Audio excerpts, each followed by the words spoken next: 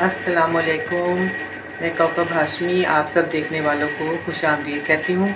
आज मैं आपको सूखी माश की दाल बनाने का तरीका बताऊँगी। ये मैंने माश की दाल को तकरीबन 3 घंटे पहले भिगो दिया था। ये छिलकों वाली दाल होती है। मैं इसको अब आपको बताऊँगी कि मैंने इसके छिलके किस तरह उतारने हैं और उतार के फिर आपको पकाने का पूरा तरीका बताती हूँ। ये जो मैंने दाल अभी आपको दिखाई थी छिलके वाली, इसको मैंने धो लिया है। ये देखें, इसमें बिल्कुल बस चंद दाने छिलकों के होने चाहिए।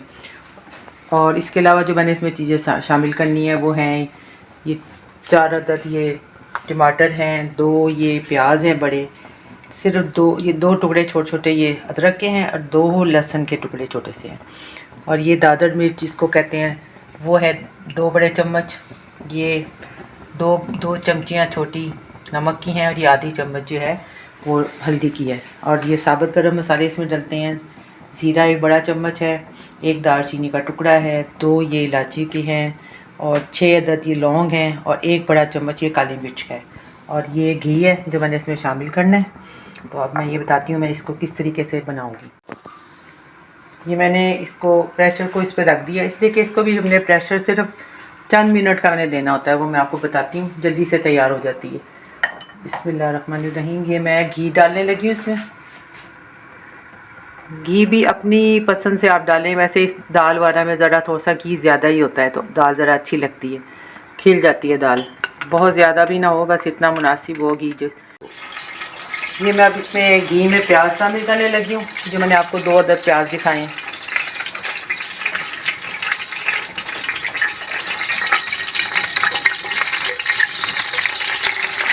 ये सारा काम देसी तरीके से ही होता है हमारा। ये दोनों प्याज मैंने काट के इसमें डाल दिए और इसको मैंने बिल्कुल बिल्कुल हल्का सा लाइट सा पिंक सा करना है, बहुत ज़्यादा ब्राउन नहीं करना। और मैं हमेशा माश की दाल जो है वो छिलकों वाली बनाती हूँ, क्योंकि छिलकों वाली दाल जो है वो उसका एक तो जायका बहुत अच्छा होता है और हाइजीनिक तौर पे बहुत अच्छी है ये, क्योंकि जो सफ़ेद दाल जो धुली हुई दाल मिलती है वो केमिकल से धोते हैं। एक तो वो नुकसानदेह है और दूसरा उसका जायका भी अच्छा नहीं होता। आप ये वाली दाल पकाएं जो छिलकों वाली होती है, हमेशा छिलकों वाली दाल इस्तेमाल करें। मैं मूंग की दाल भी छिलकों वाली इस्तेमाल करती हूँ जब पकाती हूँ। उसको भिगोने के बाद उसके छिलके जब नरम हो जाएं, आप उसके छिलके उतार लें और दाल को अच्छी तरह धो लें। ये लहसुन और अदरक जो मैंने रखा था इसको मैंने कूटना है। ये मैंने अब लहसुन और अदरक को कूट लिया और इतनी देर में मेरा प्याज भी लाल हो गया। बस इतना ही लाइट ब्राउन करना है हमने। ये मैंने अदरक और लहसुन जो कूट लिया था इसको मैंने डाल दिया। लाइट सा ब्राउन बस प्याज हमने करना है और इसको थोड़ा सा ऐसे घी में भून के ज़रा खुशबू उठ जाएगी तो फिर मैं इसमें बाकी के मसाले डाल के दिखाती हूँ। ये जो मैंने अदरक और लहसुन डाला है इसकी खुशबू बहुत उठ रही है। इसको पहले हल्का सा हमें घी में इसके साथ फ्राई करना होता है।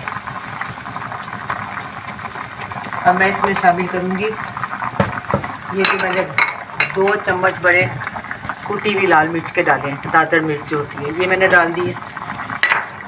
और ये हल्दी और नमक, ये दोनों चीज़ें मैंने इसमें शामिल कर दी हैं। इसको अब मैंने ज़रा भूनना है। इसमें मैंने थोड़ा सा ये पानी शामिल कर दिया ताकि ये जो है ना प्याज और इसका जो मसाला है वो आराम से इसमें हल हो जाए सारा। ये प्याज थोड़ा सा ये देखें मसाला इसका ज़रा भून गया है, घी भी ऊपर आ गया। तो अब मैंने इसमें ये जो जितने भी गरम मसाले मैंने रखे थे, ये ज़ीरा, दालचीनी और ये 4 से 6 अदद लौंगे हैं, 1 बड़ा चम्मच काली मिर्च का है, 2 इलायची हैं, ये हमने इसमें शामिल कर दिए। इसके बाद मैं साथ ही इसके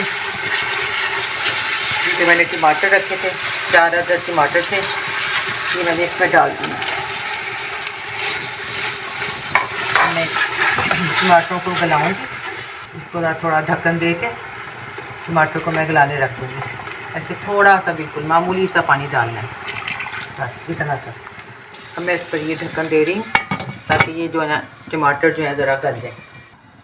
अब ये जो मैंने टमाटर डाले थे ये देखें सारे इसमें घुल गए हैं, बिल्कुल ही यकजान हो गए सारे प्याज टमाटर और वो गरम मसाले की खुशबू मज़ेदार सी आ रही है और घी जो है वो अपना आप छोड़ दिया उसने मसाले ने। और अब इसकी 2 मिनट की और भुनाई करके تو میں اس میں دال شامل کروں گی. یہ ٹماٹروں نے تقریباً 8-10 منٹ لیے ہیں، اس لیے کہ اس کو ذرا آگ کو بھی درمیانہ کر کے رکھنا پڑتا ہے کہ ٹماٹر اپنا پانی چھوڑ کے وہ ساتھ ہی گھل جاتے ہیں سارے. اب میں یہ دال جو میں نے دھو کر رکھی ہے اس کو میں اس میں شامل کر دوں گی. بسم اللہ الرحمن الرحیم.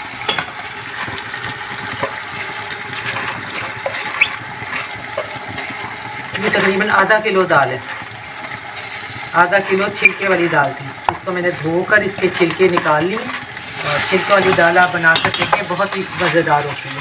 پانی جو ہے اس میں بہت کم ڈلتا ہے، اس لیے میں دال کے ساتھ اس کو بالکل خشک دال ڈال رہی ہوں. میں نے بعد میں اس میں پانی شامل کرنا ہے تو بہت ہی تھوڑا ڈالنا پڑتا ہے. ڈال دیے. میں آپ کو بتاتی ہوں کہ اس میں پانی کتنا شامل کرنا ہے.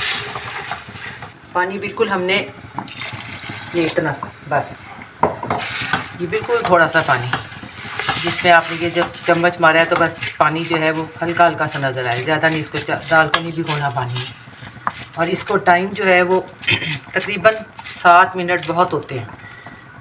7 منٹ میں اس کو پانی کو بالکل خشک ہو جانا چاہیے، اتنا پانی اس لیے ڈالا ہے اس میں. اور دال بھی اس میں گل جائے گی. بالکل پانی بالکل تھوڑا ہے، نہ ہلکا سا مناسب سا پانی ہے بس. اب میں اس کو 7 منٹ دوں گی بند کر کے، پھر میں آپ کو کھول کے دکھاتی ہوں. اس کو گل جائے گی تو پھر میں آپ کو سارا اس کا اوپر اس کے گارنش وغیرہ کر کے دکھاتی ہوں. چولہا تیز کر دیں گے ہم اور اس کو ڈھکن دے دیں گے. یہ میں نے اب اس کو بند کر دیا تقریباً 7 منٹ کے لیے. یہ 7 منٹ تک بولے گی. اس کو آگ کو بھی تیز کر دی ہے. اس کو میں نے اب تقریباً 7 منٹ دے دی ہیں. چولہے کی آگ میں ہلکی کر رہی ہوں، بالکل ہلکی کر دوں گی، اس لیے اس کا ویٹ اٹھا کے. تو آپ کو یہ اس کا کھول کے دکھاتی ہوں.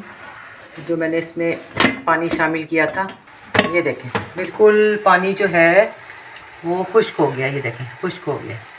اب اس کو جب ہم دم پہ رکھیں گے، اس میں ساری وہ لازمات ڈال کے دیکھیں ساری، اس پانی اسی پانی میں جو ہلکا سا جو میں نے پانی ڈالا تھا، یہ ساری دال اسی میں گل بھی گئی ہے.